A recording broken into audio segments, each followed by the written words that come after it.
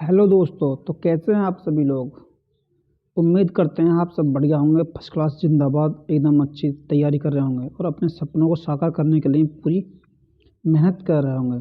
तो उसी मेहनत को साकार करने के लिए, उसमें कुछ सहायता करने के लिए हम लेकर आए आपके लिए एक और नया सेशन, जिसमें हम पढ़ाने वाले हैं आपको एंडोक्राइन ग्लैंड के बारे में। और हमने एक्सोक्राइन ग्लैंड हमने कल पढ़ा दी थी। तो आज हम बात करने वाले हैं एंडोक्राइन ग्लैंड, मतलब कि अंतःस्रावी ग्रंथियाँ। ये कुल कितनी होती हैं, क्या काम करती हैं, कैसे कैसे, इसके बारे में बताने वाले हैं। तो देर न करते हम शुरू करते हैं आपके लिए। देखिए मेरे भाइयों, एंडोक्राइन ग्लैंड कितनी होती हैं? इस संख्या में 9 होती हैं। और ये जो एंडोक्राइन ग्लैंड होती हैं क्या बनाती हैं? ये बनाती हैं हॉर्मोन्स। क्या बनाती हैं? हार्मोन बनाती हैं। जो हमारी एक्सोक्राइन ग्लैंड होती हैं वो जूस और एंजाइम, रस और एंजाइम बनाती हैं। तो इसलिए इनको हम 2 भागों में डिवाइड करते हैं। तो संख्या में कितनी होती हैं हम इसके बारे में पढ़ने वाले हैं। देखिए सबसे पहले क्या है, हाइपोथैलेमस ग्लैंड। आप बोलेंगे कि सर ये तो मस्तिष्क का हिस्सा है। ये मस्तिष्क का हिस्सा भी होता है और ये थाइमस ग्लैंड, हाइपोथैलेमस ग्लैंड भी होती है। ठीक है, पहली क्या है, हाइपोथैलेमस ग्लैंड, और ये इसको हिंदी में हाइपोथैलेमस ही बोलते हैं। ठीक है, अब चलते हैं नेक्स्ट क्या है, पिट्यूटरी ग्लैंड, पीयूष ग्रंथि। तीसरी क्या है हमारी, पीनियल बॉडी ग्लैंड। ये पीनियल ग्लैंड ये कहाँ पाई जाती है? तीनों मस्तिष्क में पाई जाती हैं। और एक बात, जो पीनियल ग्लैंड है हमारे सबसे छोटी अंतःस्रावी ग्लैंड है, और जो पिट्यूटरी ग्लैंड है वो दूसरे नंबर की सबसे छोटी ग्रंथि, इसको बोलते हैं पीयूष ग्रंथि। तो एक क्वेश्चन में डिपेंड करता है क्वेश्चन में पूछा क्या गया है और ऑप्शन क्या दिए गए हुए हैं। अगर क्वेश्चन पूछा गया है कि मानव के शरीर की सबसे छोटी अंतःस्रावी ग्रंथि कौन सी है, अगर उसमें पिट्यूटरी ग्लैंड नहीं दिया हुआ है तो हम पीनियल बॉडी ग्लैंड को ऑप्शन में टिक करेंगे। अगर पीनियल बॉडी ग्लैंड नहीं दिया हुआ है तो क्या करेंगे, हम पिट्यूटरी ग्लैंड को टिक करेंगे। तो क्या है, इसके दोनों ही आंसर ठीक होते हैं। अब चलते हैं नेक्स्ट। ये कहाँ पाई जाती है? तीनों के तीनों कहाँ पाई जाती है? मस्तिष्क में पाई जाती हैं। कहाँ पाई जाती हैं? मस्तिष्क के अंदर। अब क्या है, थायराइड ग्लैंड, अबिटू ग्रंथि और पैराथायराइड ग्लैंड, ये कहाँ पाई जाती हैं? दोनों गले में पाई जाती हैं। गले में कहाँ पाई जाती हैं? देखो जो आपका वोकल कॉर्ड होता है, जहाँ से आवाज़ उत्पन्न होती है, वहाँ पर पाई जाती हैं दोनों ग्लैंड। देखिए जो थायराइड ग्लैंड होती है ये बटरफ्लाई के शेप की होती है, मतलब तितली का आकार की होती है। 4 पंख होते हैं तितली के, उसी प्रकार से। और जैसे कि उन चारों पंखों पे कोनों पर हमारी पैराथायराइड ग्लैंड चिपकी हुई होती है, उन्हीं के ऊपर। ठीक है, अब चलते हैं आगे। और हाँ चलो एक और बात बताएं।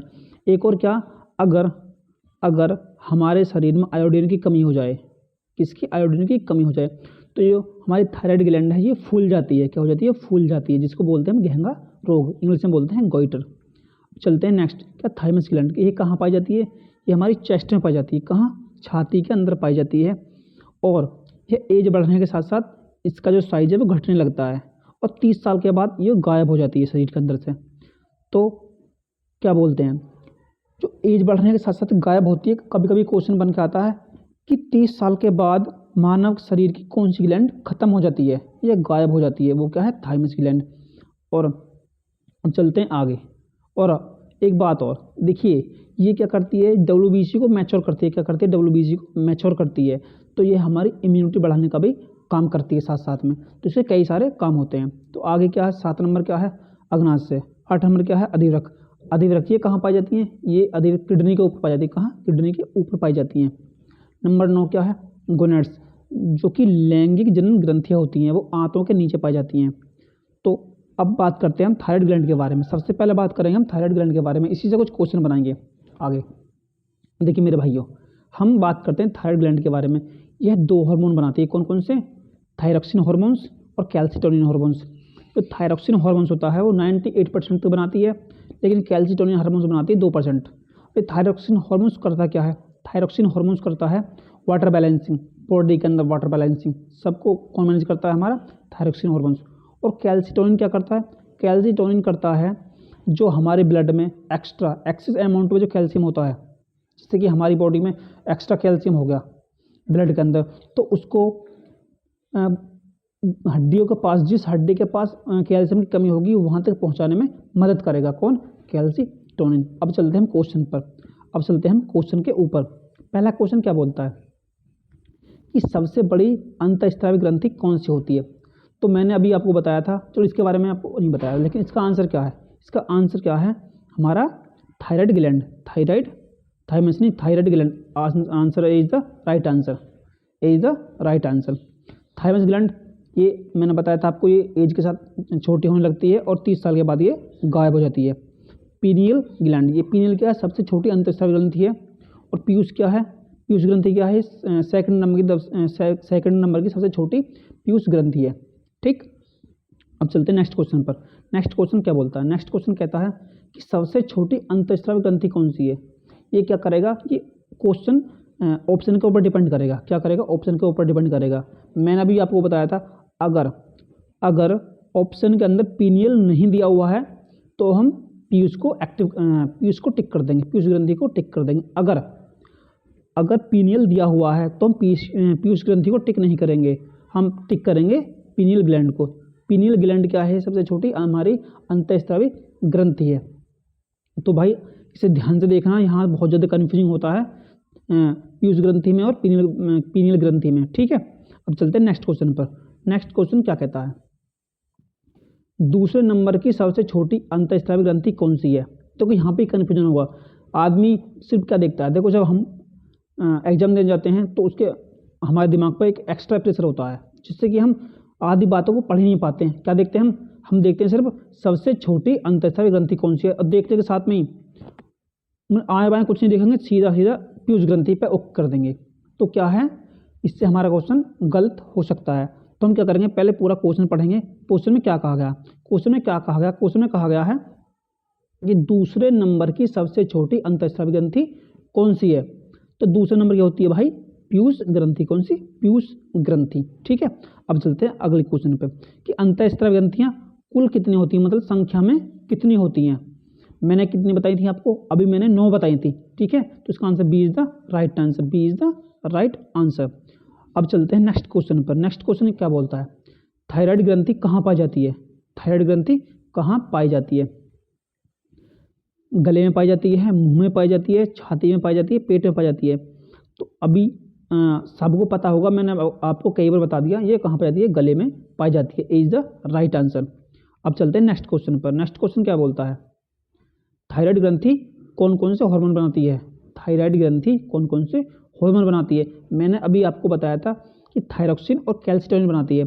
थायरॉक्सिन बनाती है 98%, जो कि वाटर बैलेंसिंग करता है हमारी बॉडी के अंदर।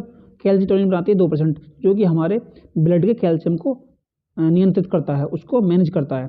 ठीक है, सी इज द राइट आंसर, ए और बी इन दोनों को बनाती है। ठीक है, अब चलते हैं नेक्स्ट क्वेश्चन पर। नेक्स्ट क्वेश्चन क्या बोलता है कि हमारे शरीर में पानी का नियंत्रण कौन करता है? देखिए, ये क्वेश्चन होगा ना, क्या क्वेश्चन बदल क्या सकता है कि हमारे शरीर में पानी का नियंत्रण कौन सा हार्मोन करता है या कौन सी ग्रंथि करती है? इस तरीके से कुछ भी क्वेश्चन बन के आ सकता है, लेकिन आपको ध्यान से पढ़ना है और सभी को अच्छे से टिक करना है। तो क्या इसका आंसर क्या है? Thyroxine hormone. क्या है? Thyroxine hormone. प्रोजेस्टेरोन, एस्ट्रोजन, ये सब फीमेल के अंदर पाए जाते हैं, हमारे इनमें कुछ नहीं है, ये हमारा ये यहाँ पर कोई काम नहीं करते हैं। ठीक है, हमारे शरीर में जो पानी का नियंत्रण करता है कौन करता है? वो करता है थायरॉक्सिन हार्मोन्स। अब चलते हैं नेक्स्ट क्वेश्चन पर। क्वेश्चन नंबर 8, रक्त के एक्स्ट्रा कैल्शियम को, जो हमारा एक्स्ट्रा अमाउंट में कैल्शियम होता है रक्त का, उसे कौन नियंत्रित करता है? देखो, वही आ गया ना, रक्त के एक्स्ट्रा कैल्शियम को कौन नियंत्रित करता है? कौन? एस्ट्रोजन। नहीं, सुन, एस्ट्रोजन नहीं, इसका आंसर क्या है? कैल्सिटोनिन। कैल्सिटोनिन। रक्त के एक्स्ट्रा कैल्शियम को कौन नियंत्रित करता है? कैल्सिटोनिन नियंत्रित करता है। और जो मैंने दूसरा बताया था, दूसरा जो हमारा थायरॉक्सिन हार्मोन से, ये क्या करता है? हमारा थायरॉक्सिन हार्मोन क्या करता है हमारा? ये वाटर बैलेंसिंग करता है। ठीक है, और जो हमारा कैल्सिटोनिन है, ये हमारा कैल्शियम को नियंत्रित करता है ब्लड के अंदर। नेक्स्ट क्वेश्चन, आयोडीन की कमी से कौन सी ग्रंथि फूल जाती है?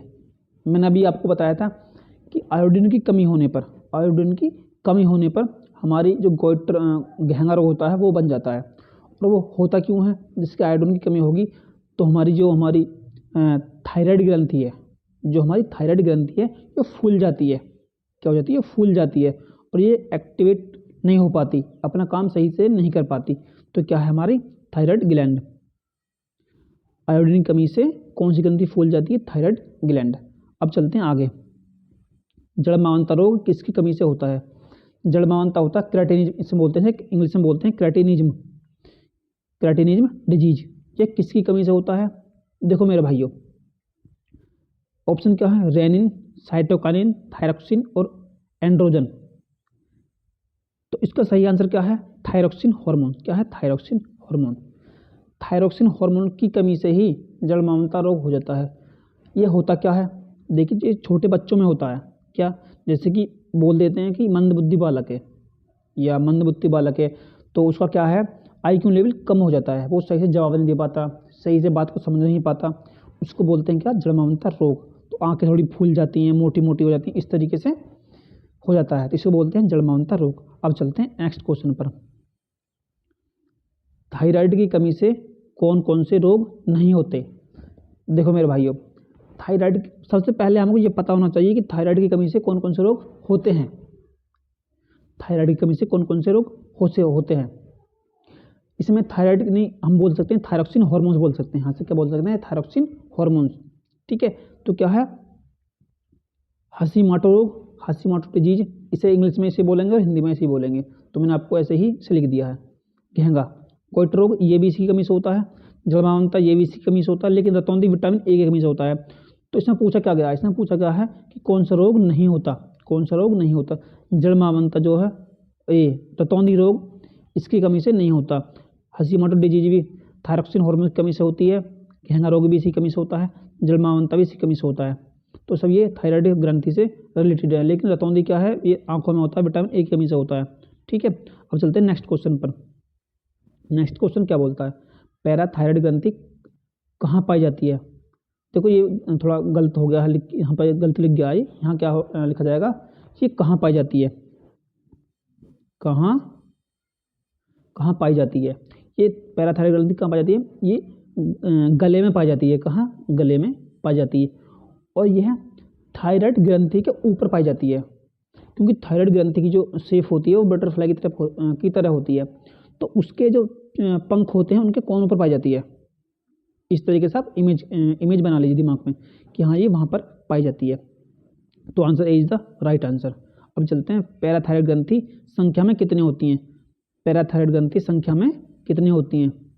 देखो, मैंने बताया था कि थायराइड ग्रंथि के ऊपर पाई जाती है, उसके चारों कोनों पाई जाती है। तो चारों कोनों पाई जाएंगी तो चार होंगी, सीधी सीधी बात है। तो इसका आंसर क्या है? ए। आंसर क्या है इसका? B. B is the right answer. कोलिप्स हार्मोन्स कौन सी ग्रंथि बनाती है? या पैराथायरोक्सिन हार्मोन्स कौन सी ग्रंथि बनाती है? देखो, कोलिप्स जो है पैराथायरोक्सिन हार्मोन्स का ही दूसरा नाम है, जो आजकल एग्जाम में वेरी कर रहा है, ज़्यादातर आ रहा है, क्योंकि अधिकांश मेरे साथियों को पता नहीं होता कि कोलिप्स है क्या, कोलिप्स कौन से हार्मोन्स को कहते हैं। लेकिन है बहुत मतलब नॉर्मल सवाल, नॉर्मल। तो हम देखेंगे क्या कि कोलिप्स हार्मोन्स कौन सी ग्रंथि बनाती है? मेरे भाइयों, कोलिप्स हार्मोन्स बनाती है पैराथायराइड ग्रंथि। पैराथायराइड ग्रंथि कौन सी? Option D is the right answer. अब नेक्स्ट क्वेश्चन। नेक्स्ट क्वेश्चन क्या बोलता है कि हड्डियों के पास एक्स्ट्रा कैल्शियम को कौन नियंत्रित करता है? जो हड्डियों के पास एक्स्ट्रा कैल्शियम होता है, जो एक्सेस अमाउंट में जो कैल्शियम होता है, Ca+ जो हमारा कैल्शियम होता है, उसे कौन नियंत्रित करता है, कौन कंट्रोल करता है? देखो, ये क्या करती है? कैल्सीटोनिन का रिफ्लेक्स एक्शन करती है। जो कैल्सीटोनिन होता है, जो हमारा कैल्सीटोनिन होता है, जो कि थायराइड ग्रंथि 2% बनाती है, वो क्या करता है? जो हमारे ब्लड का जो एक्सेस अमाउंट में कैल्शियम होगा, उसको जिस हड्डी के पास ब्लड कैल्शियम कम होता है वहाँ लेकर के जाती है, उसको वहाँ पहुँचने में मदद करता है वो कैल्सीटोनिन। लेकिन नहीं, मैंने कुछ गलत बोल दिया भाई साहब। ना गलत नहीं, सही। देखो सुनो, इसका आंसर क्या है? इसका आंसर है कोलिप्स हार्मोन्स। क्या है? कोलिप्स हार्मोन्स। कोलिप्स हार्मोन्स क्या करता है? जो हड्डियों के पास एक्स्ट्रा अमाउंट में जो एक्सेस अमाउंट में जो कैल्शियम होता है, उसे अगर ब्लड में कमी होती है कैल्शियम की, तो वहाँ से ब्लड में लाने का काम करता है, उसमें हेल्प करता है। तो मेरे भाइयों, आज हम आपके लिए इतने ही क्वेश्चन लाए हैं। थैंक यू, धन्यवाद।